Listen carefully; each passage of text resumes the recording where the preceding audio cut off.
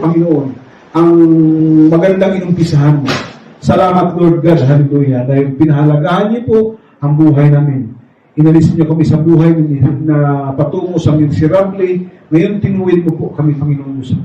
Dalangin ko po, Lord God, hallelujah, patuloy pong pamasahin po namin ang pag-ibig po, ang bunga ng pag-ibig mo sa amin po, Panginoon. Pamasahin po namin, Lord God, hallelujah, ang guidance po ng Holy Spirit na nagbigay ng kaliwanagan, nagtuturo sa amin, Panginoon, para sa matuwid.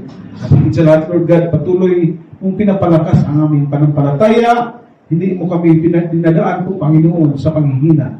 Dalangin ko, Lord God, yung nanghihina man, bigyan niyo po sila ng kalakasan. Naniniwala po ako na ikaw ho, trabaho mo na po na palakasin yan, trabaho mo na po na itayo ulit sila.